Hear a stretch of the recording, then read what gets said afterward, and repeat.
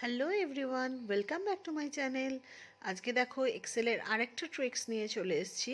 এখানে সাপোজ এই যে ডেটা লিস্ট থেকে আমি যদি একটা রো ডিলিট করি, ধরো এই যে 9-এর পর আমি 10 নম্বর রোটা ডিলিট করেছি, করার পর দেখো 11 নম্বর রোটা 9-এর পরে চলে এসছে।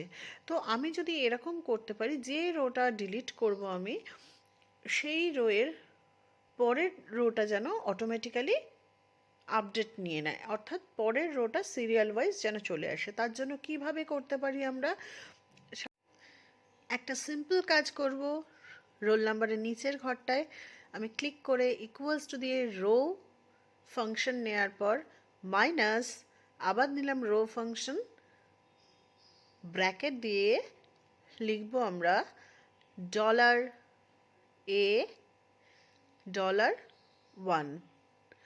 লেখার পর ব্র্যাকেট ক্লোজ করে যেই এন্টার দেব, দেখো এখানে সঙ্গে সঙ্গে আমাকে দেখিয়ে দেবে যে 1 দেখাবে। এইবার যেই আমি 1টা সিলেক্ট করে ফর্মুলাটা কপি করব, সঙ্গে সঙ্গে পুরোটাই আমার সিরিয়ালগুলো চলে আসবে। এবার যে কোনো একটা রো তুমি ডিলিট করো না কেন, অটোমেটিক্যালি দেখো পরের রোটা কি করছে, তার নাম্বারটা নিয়ে নিচ্ছে। দেখো যে কোনো রো আমি ডিলিট করছি, সাথে সাথে পরের রোটা আমার চলে আসছে। তো এই ছিল আজকের video. Thank you so much.